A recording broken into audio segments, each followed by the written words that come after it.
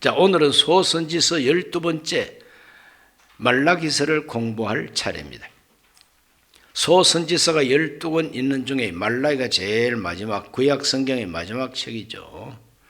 이 마지막 책, 이 말라기라고 하는 이 선지자 이름 뜻이 무엇인가 하면은 나의 사자, 나의 전달자, 이러한 뜻이 있습니다.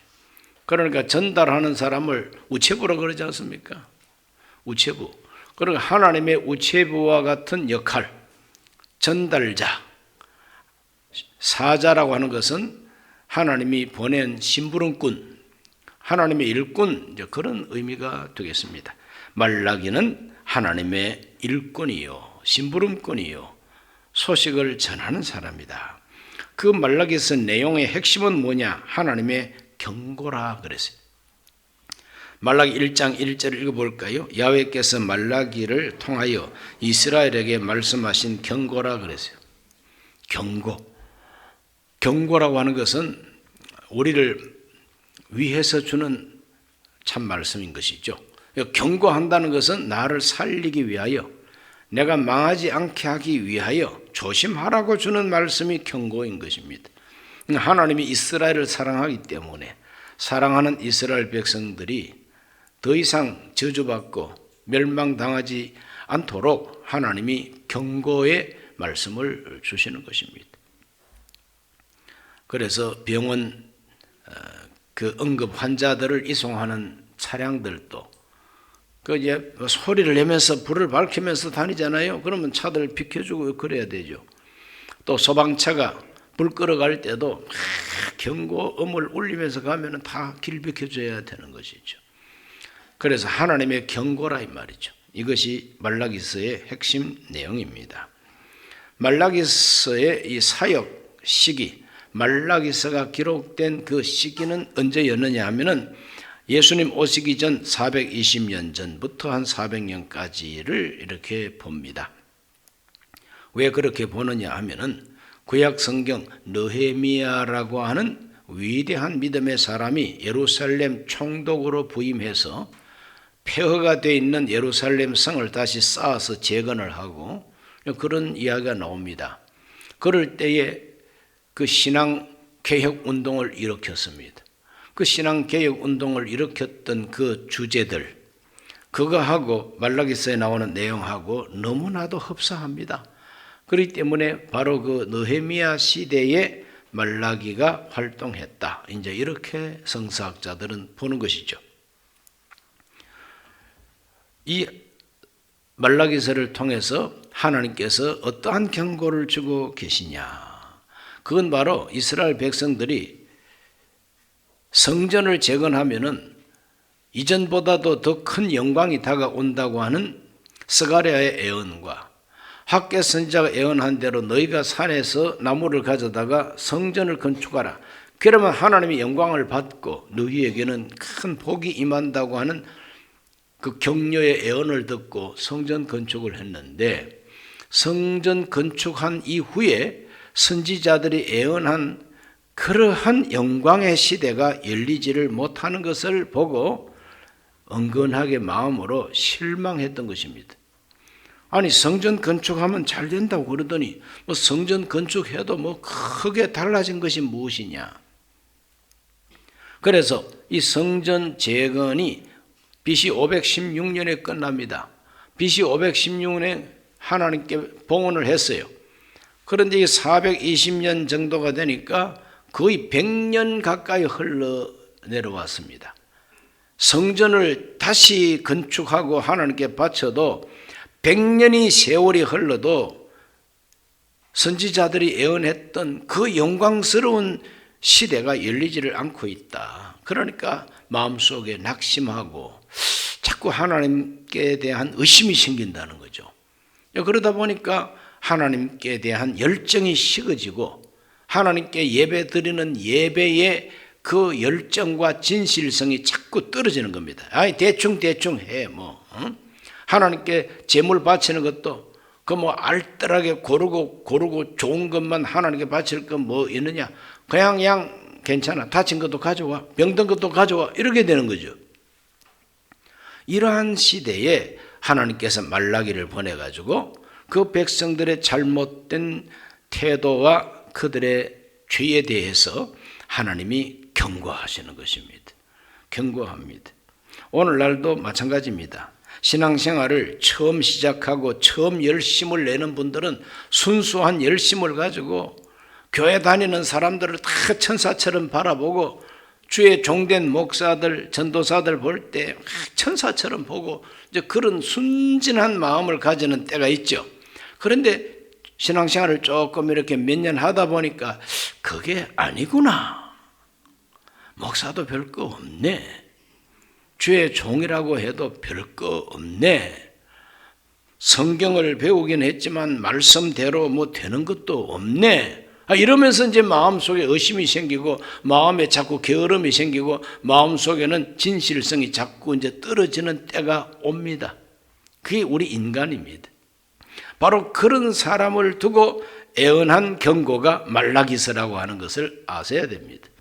그래서 이 말라기서의 내용은 예수님 오시기 전 400년 전에 그 이스라엘 사람들한테만 해당되는 메시지가 아니라 오늘 예수 믿고 하나님의 백성 됐다고 하는 우리들이 나태하고 게으르고 뭔가 의심하고 하나님을 향해서 열정이 식어지고 이런 사람들에게 정신 차리라고 주는 하나님의 말씀이라고 하는 걸 우리가 생각하면 이 말씀은 오늘 아침에 잉크 냄새가 마르지 아니한 신문을 보듯이 우리가 읽어야 할 하나님의 신문이라 하는 것을 우리가 깨닫게 됩니다. 인정하십니까? 그 말라기서 내용 가운데 제일 먼저 나오는 그 내용이 무엇인가? 그것은 바로 제사장들의 이 죄에 대한 경고가 제일 먼저 나와요. 누구의 죄요? 제사장들의 죄입니다. 제사장 그러면은 유대교의 아주 지도자들이죠. 최고 지도자들입니다. 유급 지도자들이요. 전문 종교 지도자들입니다. 선지자는 전문 종교 지도자가 아니라 그때 하나님이 택하고 뽑아가지고 특별하게 메시지를 전하는 메신저예요. 그러나 이 제사장은 세습입니다. 아버지가 제사장이면 아들도 제사장 되어야만 됩니다. 세습적으로 유대교의 그 종교의 가치와 정체성을 유지하고 그 백성들한테 자꾸 가르치고 또 적용하고 백성들이 하나님과 소통할 수 있도록 제사를 집행해 주고 이 모든 것을 관장하는 전문 유급 종교 지도자가 제사장이죠. 그런데 이 제사장들이 잘못되었어요. 그걸 이렇게 지적합니다. 말라기 1장 6절과 7절을 다 같이 읽어봅니다. 내 이름을 멸시하는 제사장들아, 나 만군의 야훼가 너희에게 이르기를 아들은 그 아버지를 종은 그 주인을 공경하나니 내가 아버지일진데 나를 공경함이 어디 있느냐? 내가 주인일진데 나를 두려워함이 어디 있느냐? 너희는 이르기를 우리가 어떻게 주의 이름을 멸시하였나이까 하는도다. 너희가 더러운 떡을 나의 제단에 드리고도 말하기를 우리가 어떻게 주를 더럽게 하였나이까 하는도다. 이는 너희가 야훼의 식탁은 경멸히 여길 것이라 말하기 때문이라. 하나님을 아버지라 하면서도 아버지 대우 안 한다는 거죠. 하나님을 나의 주인, 주님이라 하면서도 주님 대접을 하지 않고 하나님께 제사를 드릴 때에도 더러운 떡을 갖다가 상차려 놓고 뻔뻔하게 부끄러움도 모르고 잘못된 줄도 모르고 있는 겁니다. 그래서 하나님께서 참 화가 나셨어요. 너희가 어떻게 내 이름을 이렇게 멸시할 수가 있느냐? 너희가 어떻게 나의 제단을 이렇게 더럽힐 수가 있겠느냐? 그럴 때 이 이스라엘 백성들 가운데 특별히 지도자가 되는 제사장들도 아니 우리가 어떻게 주님을 더럽게 했나이까? 막 이런 식으로 하나님께 대꾸를 하고 있는 것이죠. 당치도 않는 대꾸입니다. 뻔뻔한 대꾸입니다. 분명히 잘못된 제사를 집행하면서도 하나님이 왜 잘못된 제사를 드리냐 그럴 때에 뻔뻔하게도 뭐가 어땠어요? 이런 식으로 이제 나오는 거죠. 참 딱할 노릇입니다. 1장 13절 읽어봅니다. 다 같이 읽습니다. 만군의 야훼가 이르노라 너희가 또 말하기를 이 일이 얼마나 번거로운고 하며 코웃음 치고 훔친 물건 저는 거 병든 것을 가져왔느니라 너희가 이같이 봉헌 물을 가져오니 내가 그것을 너희 손에서 받겠느냐 이는 야훼의 말이니라. 이런 것을 가져와 가지고 제사 드리겠다고 하니 하나님께서 내가 하나님들 받겠느냐 차라리 그런 제사는 드리지 않았으면 좋겠다. 성전 문을 닫아 걸면 좋겠다. 이것이 하나님의 마음이라고 하는 것을 말라기 1장에서 우리가 보는 거예요.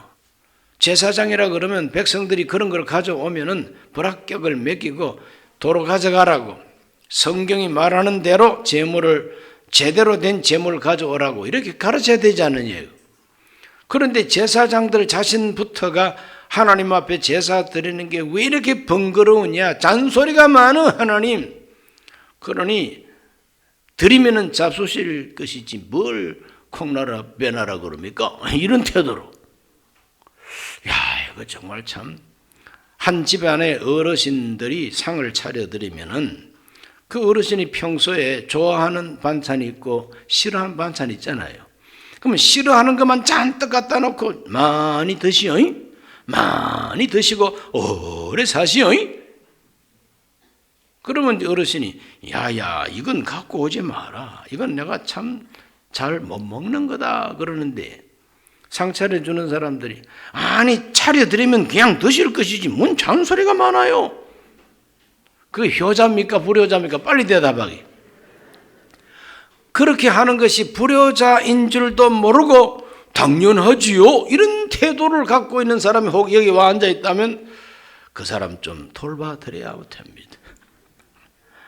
하나님을 섬기는 제사 그게 예배 아닙니까? 그 예배를 깨끗하게 해놓고는 그것이 잘못된 줄도 모르고 뻔뻔하게 뭐가 어째서요 하나님이라고 이제 하나님께 대꾸를 하는 그런 내용을 이 말라기가 지적하고 있죠. 그러니까 하나님께서 경고합니다. 2장 1절로 3절 다 같이 읽습니다. 너희 제사장들아 이제 너희에게 이같이 명령하노라 만군의 야훼가 이르노라 너희가 만일 듣지 아니하며 마음에 두지 아니하며 내 이름을 영화롭게 하지 아니하면 내가 너희에게 저주를 내려 너희 복을 저주하리라. 내가 이미 저주하였나니 이는 너희가 그것을 마음에 두지 아니하였음이라. 보라 내가 너희 자손을 꾸짖을 것이요 똥 곧 너희 절기의 희생의 똥을 너희 얼굴에 바를 것이라. 너희가 그것과 함께 제하여 버림을 당하리라. 성경은 뭐 그렇게 돌려 말하지 않습니다. 똥은 똥이지. 그걸 갖다가 뭐 매우가 뭔지 아세요? 임금님 똥을 매우라 그럽니다. 임금님 똥 받는 요강을 매우틀이라 그래요. 매화 몇 자입니다. 매화와 같이 떨어지는 매화 꽃잎이 비와 같이 내린다. 이것이 바로 임금 똥 싸는 모양을 그렇게 표현하는 거죠. 아주 참 어렵게 표현하네요. 쉽게 말하면 똥 싼다 그러면 되는데 성경은 아주 노골적입니다. 그냥 내가 너희 얼굴에 똥을 발라버릴 것이다 그랬어. 왜? 이 더러운 재물을 하나님 앞에 갖고 와서 하나님 받으시오 이라고 그냥 자꾸 그냥 드는데 그거 아니다 그래도 자꾸 그냥 옳다고 그냥 고집을 피우니 하나님께서 그래 너희들 나 실컷 먹어라 똥까지 다 발라주마 이렇게 하나님께서 말씀하고 계신 거예요. 이해가 되셨습니까? 그러므로 오늘 제사장들이 하나님 앞에 드리는 제물을 구분할 줄 알아야 되고 구별된 제물을 하나님께 바칠 줄 알아야 되고 하나님을 아버지라 그러면 아버지 대접을 해야 되고 하나님을 주인이라 그러면 주인 대접을 좀 해라는 겁니다. 예수님을 주님으로 믿습니까? 구주로 믿습니까? 하나님이 살아계심을 믿습니까? 그럼 거기에 해당하는 행동을 하라 이 말이죠.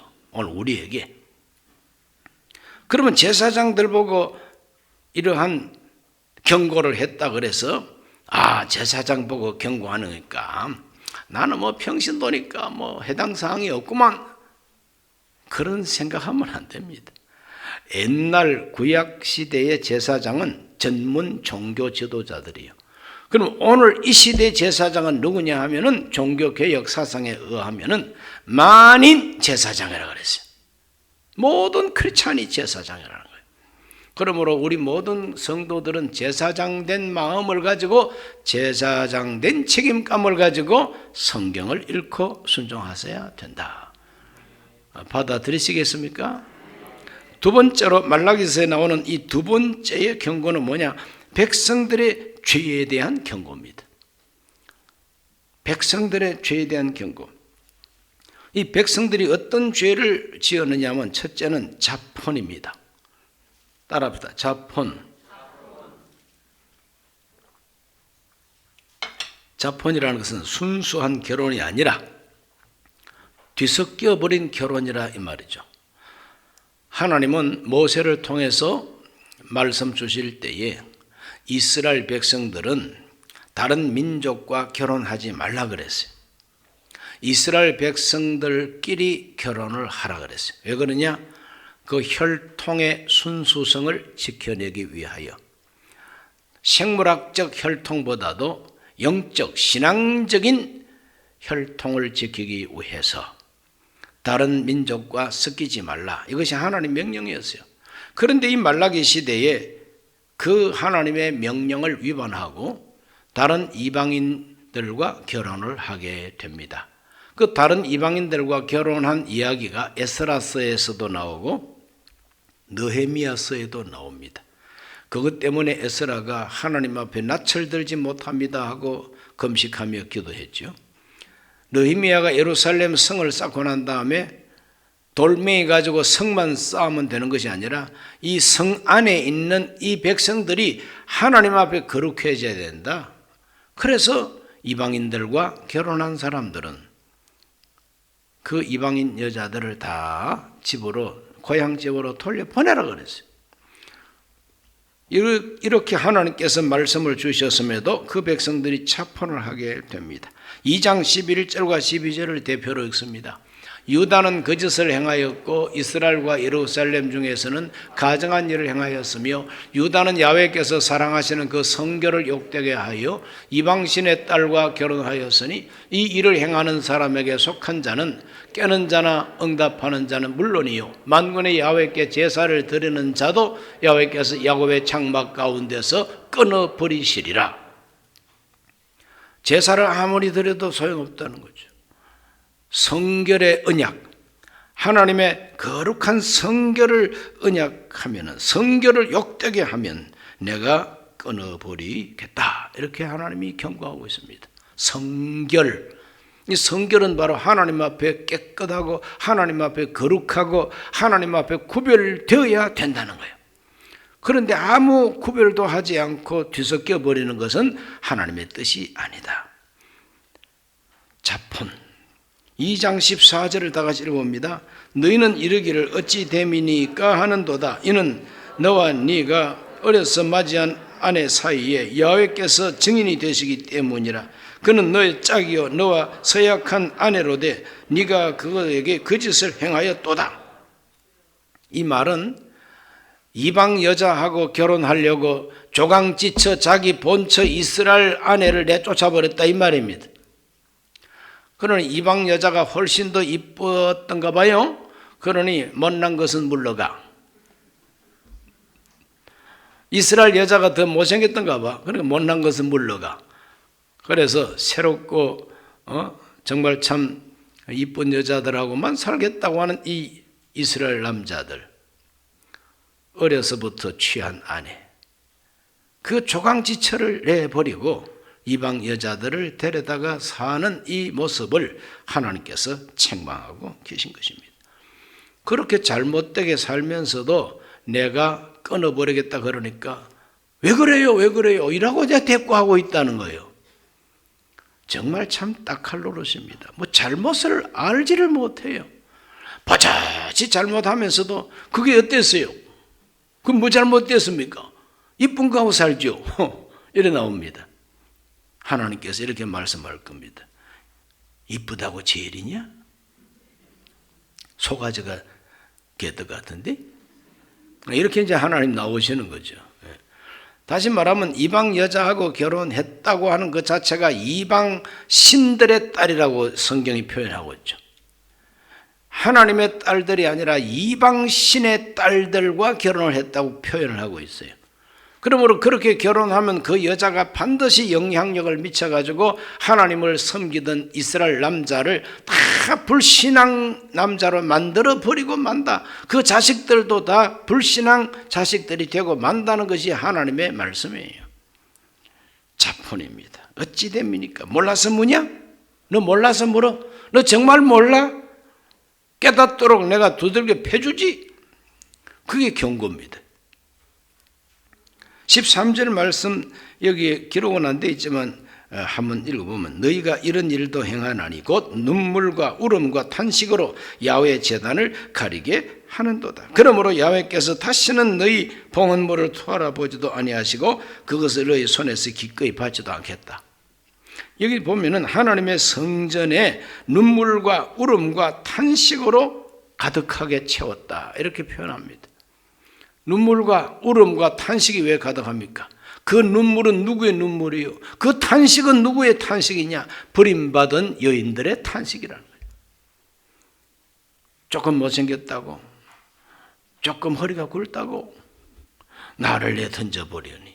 그러니 남편에게 이혼당하고 버림당한 여자들이 하소연할 데가 없으니까 하나님의 성전에 와가지고 통곡하는 겁니다. 울면서. 하나님 이럴 수가 있습니까? 저 인간이 이럴 수가 있습니까?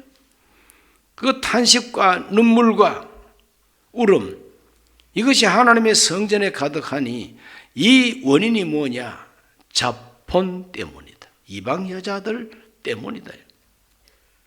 그래 하나님께서 내가 가만두지 않겠다는 겁니다. 내가 썰어버리겠다. 내가 그냥 끊어버리겠다고 하나님 말합니다. 끊어버리겠다고 그러니까 왜 그래요? 하나님하고 눈을 크게 뜨고 엉뚱한 질문을 해대는 이 이스라엘 백성들. 두 번째는 하나님의 것을 도둑질했습니다. 3장 8절에서 9절을 다 같이 읽습니다. 사람이 어찌 하나님의 것을 도둑질하겠느냐? 그러나 너희는 나의 것을 도둑질하고도 말하기를 우리가 어떻게 주의 것을 도둑질하였느냐 하는도다. 이는 곧 11조와 봉헌물이라 너희 곧 온 나라가 나의 것을 도둑질하였으므로 너희가 저주를 받았느니라. 하나님의 것을 도둑질했다고 표현합니다. 무엇을 도둑질했느냐? 11조와 헌물, 즉 하나님께 드리는 봉헌물 11조 이런 것을 하나님께 드리지를 않고 있다고 하는 것입니다. 바로 그것은 도둑질이라고 성경은 표현을 그렇게 하고 있습니다. 그러므로 하나님의 것은 하나님께 드려라. 지금 너희들이 농사가 잘 안 되고 그렇게 어렵게 사는 원인이 나 때문이 아니라 너희 때문이라는 거예요. 너희들이 불순종하니까 그렇게 되었다는 거죠. 이제라도 순종해라. 그리하면은 3장 10절로 12절에 복을 주겠다는 겁니다. 만군의 야훼가 이르노라 너희 온전한 11조를 창고에 들여 나의 집에 양식이 있게 하고 그것으로 나를 시험하여 내가 하늘 문을 열고 너희에게 복을 쌓을 것이 없도록 붙지 아니하나 보라. 만군의 야훼가 이르노라 내가 너희를 위하여 메뚜기를 금하여 너희 토지 소산을 먹어 없애지 못하게 하며 너희 밭에 포도나무 열매가 기한 전에 떨어지지 않게 하리니 너희 땅이 아름다워짐으로 모든 이방인들이 너희를 복되다 하리라. 만군의 야훼의 말이니라. 그 다음 세 번째로 이 이스라엘 백성들은 하나님의 섭리에 대한 실망을 하고 낙담을 했습니다. 여러분 집에서 부모님이 계신데 그 부모님 보고 듣는 데서 가슴을 치면서 늘 낙담하고 어찌 살고 아이고 내 팔자야. 그러면은 그 부모가 좋아하시겠습니까? 아니 조금 있다가 죽더라도 어머니 자신만만하게 걱정하지 마세요. 제가 어머니 책임집니다. 그래야 엄마가 마음이 편안하지 않겠어요? 그런데 부모 앞에서 절망하고 부모 앞에서 인생을 탄식하고 부모 앞에서 늘 그냥 주정이나 부리면은 그 못된 자식들이죠. 이스라엘 백성들이 하나님 앞에서 하나님의 섭리에 대해서 실망하고 불평합니다. 말라기 2장 17절 너희가 말로 야훼를 괴롭게 하고도 이르기를 우리가 어떻게 야훼를 괴롭혀 드렸나이까 하는도다. 이는 너희가 말하기를 모든 악을 행하는 자는 야훼의 눈에 좋게 보이며 그에게 기쁨이 된다 하며 또 말하기를 정의의 하나님이 어디 계시냐 함이니라. 아니, 자기들은 얼마나 정의롭게 산다고 정의의 하나님이 어디 계시냐. 그냥 악을 행하는 자가 하나님이 오히려 좋게 보시네. 이렇게 이제 말하고 있습니다. 이렇게 하나님이 정의롭지 못하다고 하는 불평이, 정의의 하나님이 어디 계십니까? 정의의 하나님이 계시면 이와 같은 불의가 판을 칠 수가 있느냐 이 말이죠. 뿐만 아닙니다. 3장 13절로 15절을 다 같이 읽습니다. 야훼가 이르노라 너희가 완악한 말로 나를 대적하고도 이르기를 우리가 무슨 말로 주를 대적하였나이까 하는도다. 이는 너희가 말하기를 하나님을 섬기는 것이 헛되니 만군의 야훼 앞에서 그 명령을 지키며 슬프게 하는 것이 무엇이 유익하리요. 지금 우리는 교만한 자가 복되다 하며 악을 행하는 자가 번성하며 하나님을 시험하는 자가 화를 면한다 하노라 함이라.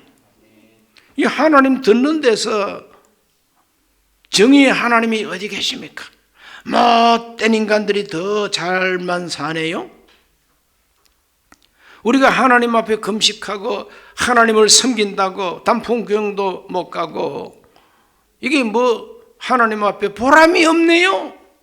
이제 이런 따위에 그 하나님을 의심하는 소리, 불신앙의 소리, 자기들이 잘못한 것은 생각도 안 하고 그냥 자기가 살고 있는 그 시대에 하나님의 공의와 정의가 실현되지 못하고 하나님께서 정말 경건한 자에게 눈에 띄도록 팍팍 복을 주는 모습이 안 나타나니까 불평하고 원망하고 짜증을 이렇게 내고 있다는 것입니다. 이것이 하나님 보시기에는 죄를 짓는 것이다 이 말이죠. 자, 이와 같이 그들은 자폰을 하고 11조도 드리지 아니하고 하나님의 섭리에 대해서 의심하고 낙담하고 불평하고 원망하는 이러한 백성이 되어버렸다. 여기에 대해서 하나님께서 심판하시겠다고 경고하고 있는 내용이 말라기서인 것입니다. 자, 이 말라기서에 나오는 이스라엘 백성들의 이 태도와 내 현재 모습을 비교 검토할 필요가 있죠. 자포는 없느냐? 육체적으로야 요즘은 국제결혼 괜찮습니다. 그런데 성경이 말하는 이 자폰의 뿌리가 뭐냐 하면은 이 바로 우상 숭배하는 사람하고 뒤섞여 버리는 것이다. 종교 혼합주의라 이 말입니다. 혼합 종교. 하나님 말씀대로 섬기지 아니하고 이상한 종교들과 다 받아들여 가지고 자, 온 세계가 평화가 돼야 되지 않냐? 그래서 하나님을 바로 섬겨야 하는 진리는 내던져버리고 인간들끼리만 평화 그러면서 하나가 되는 종교운동, 이게 다 자폰이에요. 자폰. 영적으로, 종교적으로, 정신적으로 타락하는 것입니다. 하나님의 것을 도둑질한다, 이거는 뻔한 거죠. 시간도 물질도 다 하나님의 것이 있는데 그걸 다 자기 것으로 자기 재미와 자기의 쾌락과 자기 이익을 위해서만 사용하는 것이 도둑질이죠. 하나님의 섭리에 대해서 실망한다. 얼마나 하나님 잘 섬겨왔는지, 얼마나 금식도 하고 얼마나 경건했는지 조사를 해보면 개떡같이 신앙생활을 해왔고, 그러면서도 하는 말은 하나님이 계시긴 해? 공의의 하나님이 어디 있어? 정의의 하나님이 어디 있어? 이라고 하나님께 불평하고 원망하는 이런 모습이 우리에게 있다면 서둘러 회개해야 된다는 것입니다. 말라기서에 나오는 세 번째 큰 경고는 미래에 대한 경고입니다. 미래에 대한 경고. 이 백성들, 이스라엘 백성들에 대한 미래를 하나님이 어떻게 경고하느냐? 3장 1절 말씀, 만군의 야훼가 이르노라, 보라 내가 내 사자를 보내리니 그가 내 앞에서 길을 준비할 것이요 또 너희가 구하는 바 주가 갑자기 그의 성전에 임하시리니 곧 너희가 사모하는 바 언약의 사자가 임할 것이라. 하나님이 보내는 사자가 성전에 곧 임한다. 그러한 내용입니다. 바로 그것이 메시아죠. 그러므로 이걸 가리켜서 메시아 예언이라 그럽니다. 메시아 예언. 장차 하나님의 사자가 오신다는 거죠. 하나님의 사자가 하나님의 성전에 오신다는 겁니다. 그래서 알곡과 쭉정이를 분별할 심판날을 가지고 오신다는 거죠. 하나님께서 장차 엘리야를 보내가지고 구원할 사람을 다 구원한다는 예언을 주고 있습니다. 말라기 4장 5절에서 6절 읽습니다. 보라, 야훼 크고 두려운 날이 이르기 전에 내가 선지자 엘리야를 너에게 보내리니 그가 아버지 마음을 자녀에게로 돌이키게 하고 자녀들의 마음을 그들의 아버지에게로 돌이키게 하리라. 돌이키지 아니하면 두렵건대 내가 와서 저주로 그 땅을 칠까 하노라. 저주와 구원, 저주와 구원, 이것을 내놓고 내가 보내는 나의 사자가 올 것이다. 그 보내는 사자 가운데 한 사람이 엘리야를 보낸다는 거예요. 이 엘리야를 보낸다. 이 엘리야에 대한 예언이 우리 예수님께서 확인해 주고 계세요. 마태복음 11장 10절 말씀을 읽어보면 기록된 바 보라, 내가 내 사자를 너희 앞에 보내노니 그가 너의 길을 네 앞에 준비하리라 하신 것이 이 사람에 대한 말씀이니라. 세례 요한을 보고 예수님께서 말라기가 예언한 그 사자가 바로 이 세례 요한이라는 것을, 엘리야를 보내겠다고 하신 그 말씀이 바로 이 사람을 두고 하는 말이라. 마태복음 11장 14절과 15절 만일 너희가 즐겨받을진대 오리라 한 엘리야가 곧 이 사람이니라. 귀 있는 자는 들을지어다. 귀가 있으면 들어라. 이 엘리야가 온다고 하는 말라기 예언이 바로 이 세례 요한을 두고 한 예언이었다고 예수님께서 확인을 해주고 계시죠. 그러므로 하나님께서 이 세상에 메시아를 보낸다. 그 메시아 앞길을 환하게 여는 선지자를 보낸다. 그게 바로 엘리야라, 내 사자라, 이렇게 예언하고 있습니다. 그러므로 이미 우리에게는 하나님의 사자가 다녀갔습니다. 할렐루야. 그 사자가 지적한 메시아가 바로 예수님이라 이 말이죠. 그 세례 요한이 나는 신들매 풀기도 감당할 수가 없다. 내 뒤에 오시는 분은 불과 성령으로 세례를 주실 것이다. 그분이 예수님이다 이 말이에요. 그리고 심판을 경고합니다. 3장 5절에서 6절을 다 같이 읽습니다. 점치는 자에게와 간음하는 자에게와 거짓 맹세하는 자에게와 품꾼의 싹스에 대하여 억울하게 하며 과부와 고아를 압제하며 나그네를 억울하게 하며 나를 경외하지 아니하는 자에게 속히 정언하리라. 만군의 야훼가 말하였나니라. 하나님께서 보내는 이 사자, 하나님이 보내는 사자는 두 가지 사자가 있는데, 첫째 사자는 메시아를 오게 하는, 메시아의 길을 예비하는 사자, 세례 요한 같은 사자. 두 번째 사자는 어떤 사자냐? 심판의 사자. 무엇을 심판하느냐? 점치는 자, 간음하는 자, 거짓 맹세하는 자, 품꾼의 싹스에 대하여 억울하게 한다는 말은 품값을 제대로 안 준다는 거예요. 노동 착취, 과부와 고아를 압제한다, 서민들을 압제한다, 나그네를 억울하게 한다, 나그네를, 외국인들을 너무 억울하게 한다, 나를 경외하지 아니하는 자들, 불신앙인들이죠. 그들에게 하나님은 심판을 가져오십니다. 그래 6절에 나 야훼는 변하지 아니하나니 그러므로 야곱의 자손들아 너희가 소멸되지 아니하느니라. 하나님께서 하나님의 사자를 보내가지고 구원할 사람은 구원하고 심판할 사람은 심판해버리겠다고 경고하므로 하나님을 섬기는 야곱은 영원히 멸망하지 않겠다고 예언의 말씀을 주고 계신 것입니다. 말라기 3장 17절로 18절 읽습니다. 만군의 야훼가 이르노라. 나는 내가 정한 날에 그들을 나의 특별한 소유로 삼을 것이요 또 사람이 자기를 섬기는 아들을 아낌같이 내가 그들을 아끼리니 그때 너희가 돌아와서 의인과 악인을 분별하고 하나님을 섬기는 자와 섬기지 아니하는 자를 분별하리라. 이와 같이 불신과 참신앙을 분별하고 참 신앙을 가진 사람은 특별한 소유로 삼아서 아껴주겠다고. 그렇지 않은 사람은 다 멸망입니다. 무서운 멸망. 그래서 마지막 대환란과 구원을 애언합니다. 마지막 대환란. 말라기 4장 1절로 3절 읽습니다. 만군의 야훼가 이르노라. 보라, 용광로 불같은 날이 이르리니 교만한 자와 악을 행하는 자는 다 지푸라기 같을 것이라. 그 이르는 날에 그들을 살라 그 뿌리와 가지를 남기지 아니할 것이로되 내 이름을 경외하는 너희에게는 공의로운 해가 떠올라서 치료하는 광선을 비추리니 너희가 나가서 외양간에서 나온 송아지같이 뛰리라. 또 너희가 악인을 밟을 것이니 그들이 내가 정한 날에 너희 발바닥 밑에 재와 같으리라. 만군의 야훼의 말이에요. 발바닥 밑에 재와 같이 하나님이 밟아버리겠다는 거죠. 악인이 득세하고 하나님을 무시하고 주의 백성들을 박해하는 온갖 죄악을 저지르면서 뻔뻔한 인간들, 하나님께서 다 불로 심판할 것을 말씀하고 계시죠. 그런 날이 다가온다고 말라기가 경고하고 있는 겁니다.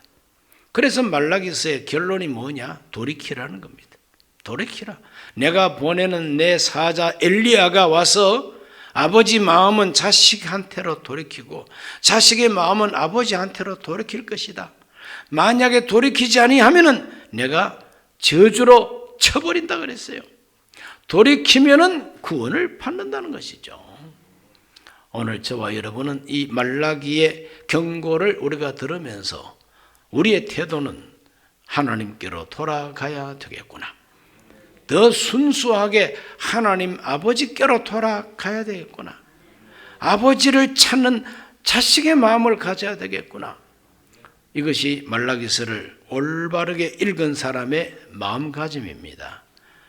우리 순범 강북교회 우리 모든 교우들은 누가복음 15장에 탕자가 회개하고 아버지께로 돌아오는 것처럼 하나님께로 자꾸 돌이키기를 예수 이름으로 축원합니다. 기도합니다. 하나님 아버지, 오늘 구약 성경 마지막 책 말라기를 공부했습니다. 말라기에서 나오는 하나님의 그 경고의 말씀을 잘 듣고 나 자신은 어떠한가를 깨닫게 하여 주셔서 하나님 아버지를 정말 아버지로 섬기는 자식이 되게 해 주옵소서. 나 때문에 하나님의 성전에서 탄식하고 눈물 흘리게 하는 일이 없게 하여 주옵소서. 예수님을 믿노라 하면서도 자기 가족들 마음속에 슬픔과 울음과 탄식이 나오게 하는 자가 있습니다. 회개하게 하여 주옵시고 하나님의 심판의 날이 오기 전에 돌이키게 하여 주옵소서. 우리 모두가 하나님의 것을 도둑질하지 말게 하여 주옵시고 우리 하나님이 정한 심판의 날을 바라보면서 희망을 가지게 해 주옵소서. 예수님 이름으로 기도하옵나이다. 아멘.